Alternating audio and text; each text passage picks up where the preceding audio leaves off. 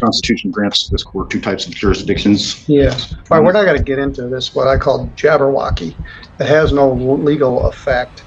I don't know where you get it or where your mother got it, from an online source or somebody that told you this, or they're giving you bad information. These are criminal matters. They're not terribly consequential. Normally, you wouldn't go to jail for these, although they do carry a potential jail sentence. We've got about 40 other people waiting for their case, and you want to talk to me about how many angels can fit on the head of a pin. You're charged with 2 separate traffic offenses on 2 separate occasions. You have a right to have an attorney. I'd be happy to appoint one for you, but you don't want one. You want to represent yourself, which is your right, but you don't have a right to waste my time. So if you either want me to set it for a pretrial, I can do that. That would be my preference. Then you can sit down with both prosecutors, ask these questions, and see if it can be resolved.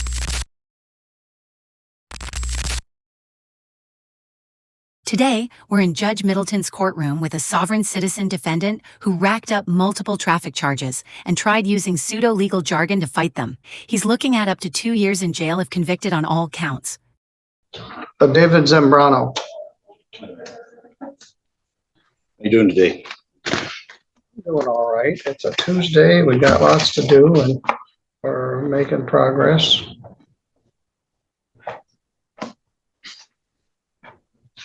Mr. Zambrano, we've had a hard time getting you in here. We've got a lot going on here. In file 251521, you got a ticket on July 29th for driving without insurance and no valid license in possession. Those are both written under state statute.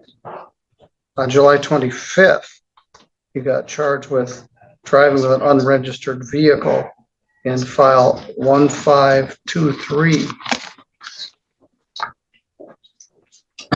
On July 14th, you got charged with driving suspended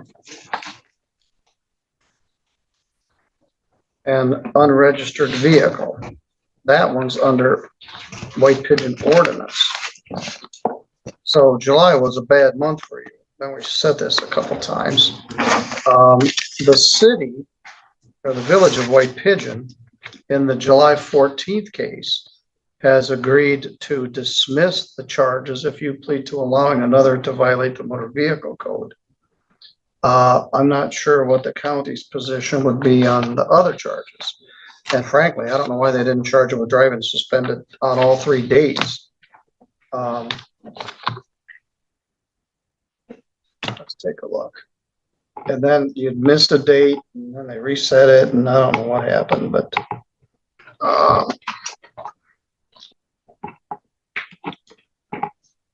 Your Honor. yes. I'm appearing here today, pro se, in the special appearance sui juris and in propria persona. I respectfully assert my rights to represent myself and have my constitutional rights recognized and upheld throughout these proceedings. All right, well, that's certainly your right. Thank you, sir. You live in South Haven?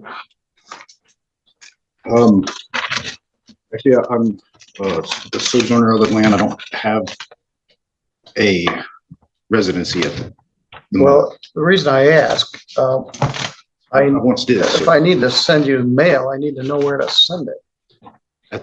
Right now, I do not have an address.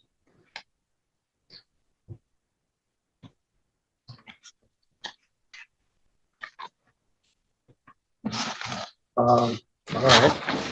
Well, you do certainly have a right to represent yourself, and I don't have a quarrel with that. What do you want me to do? Set these for a trial? Or set a pretrial on all of these? Some are under White Pigeon ordinance, some are under state statute. You can help alleviate this by getting insurance, getting a license. It looks like you have some out-of-state problems. And you haven't had anything on your Michigan record in a long time. 12 years or more. So how would you like me to proceed here? What are the charges? Again, all the ones that. Well, right now, you're not doing a very good job of representing yourself because you don't even know what you're charged with. Let me tell you again. You're charged with no insurance. That's a misdemeanor, punishable by up to a year in jail, a fine of not less than $200 and not more than $500. That was on July 29th.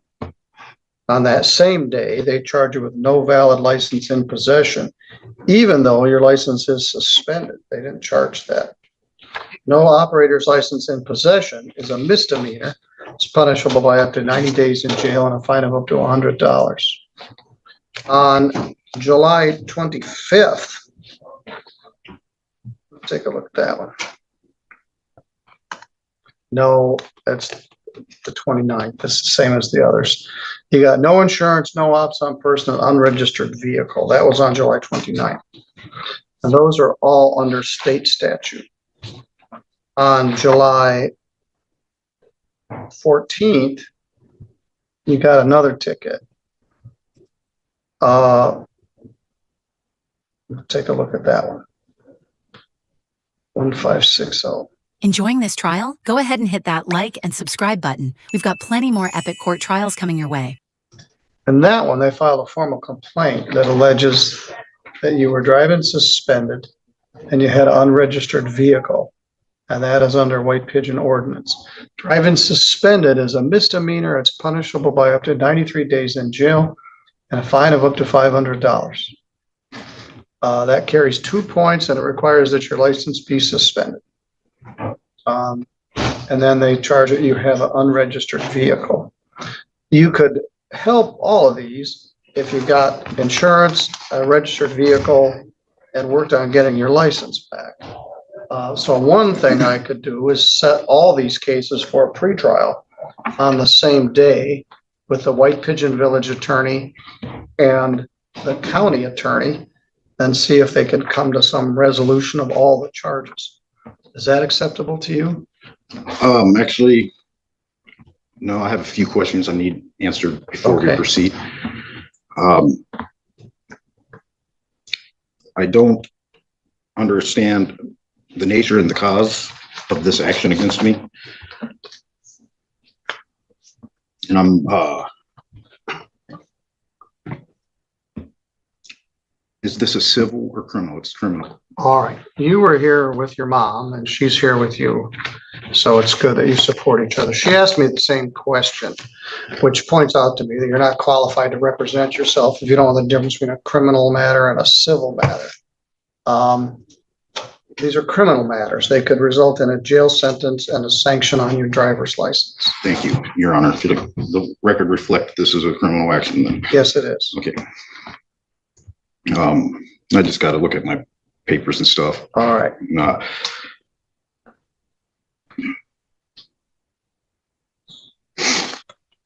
So my next question about it is, Constitution grants this court 2 types of jurisdictions. Yes. All right, we're not going to get into this, what I call Jabberwocky. It has no legal effect.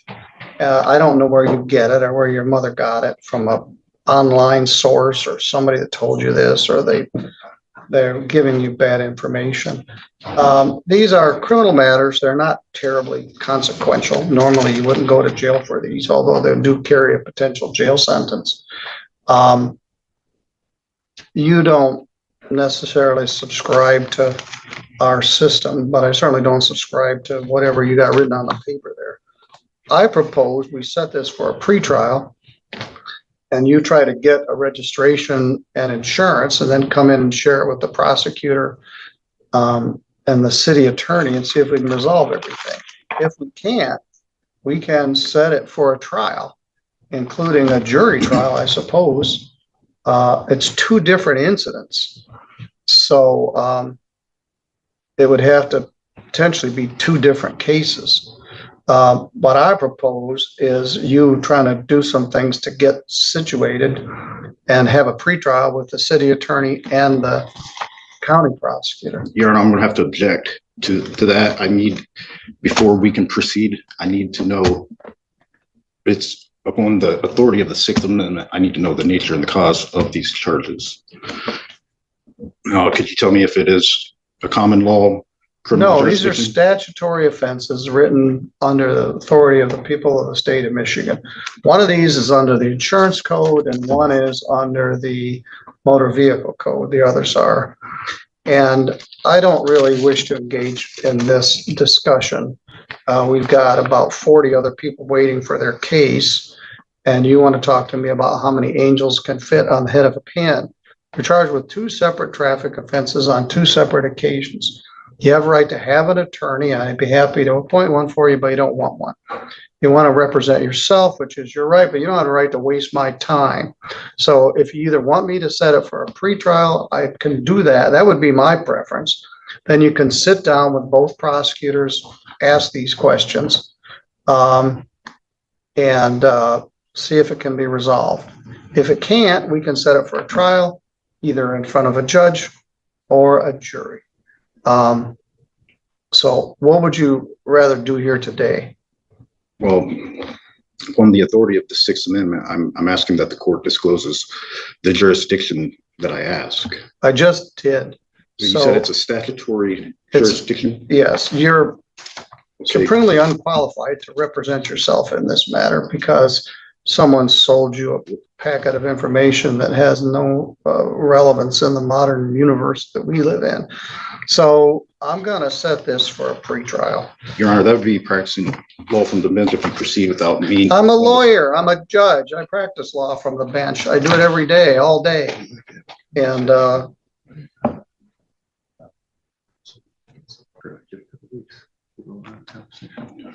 I'd like to, I do have a few more questions about this. I don't have any more time to answer your questions. I have a question for you. What do you want me to do with it? Set it for a pretrial or set it for a trial? Under a statutory jurisdiction, I've never heard of, I need to know where I can find the published rules of the criminal procedure under that.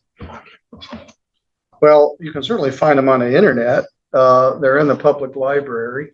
You just put the number of the citation, 257904 under the Michigan compiled laws. All right. Was that Mr. Stickley is the chief public defender. He's had an opportunity to talk with you. Mr. Stickley, what's your recommendation here? My recommendation would be to set it for a pretrial. I'm happy to spend a few moments with this gentleman and show him where the statute is and All right. maybe where he can Google or library. And he's entitled to have copies of each of the tickets and the complaints, and so he can see it. So if you'd like, we'll get copies of their tickets for you. You got the ticket, but there's a formal complaint. I'm going to set it with the city and county for 2 weeks, October 7th.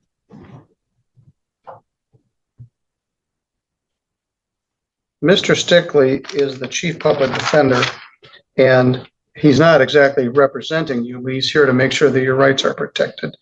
And he also can give you some advice and maybe point you in the direction of what you want to do. Again, it would be helpful if you would come in with insurance and a proper plate and perhaps an effort to get your license back. You don't want to stay on the driving suspended merry-go-round because it's very hard to get off of it. Once you get suspended, you live near White Pigeon. The other problem is I don't have an address for you, so I need a mailing address. When you go out to we can use your mom's address, but I'm going to need you to give the clerks some sort of address where we can send things to you. Could you deliver it general delivery to the post office? Well, you can give them that. Okay. All right. I'm going to want you to take him out, get him a proper notice for that pretrial on the 7th. Mr. Stickley will meet with you and get some of that information that you're looking for. All right, sir, I'll see you on the 7th. This wasn't just a case of traffic tickets spiraling out of control. It was a lesson in what happens when internet fantasies meet actual courtrooms. Judge Middleton didn't just enforce the law, she defended the integrity of the system itself. And in doing so, she sent a message far beyond that courtroom. What do you think? Should judges be more patient with these types of defendants? Or is it time to stop tolerating courtroom performances? Let us know in the comments below. Thanks for sticking around till the end. You're watching epic court trials, and trust me, the next case is even wilder. Like, subscribe, and share your thoughts below. We'd love to hear what you think. Stay tuned for more unfiltered justice.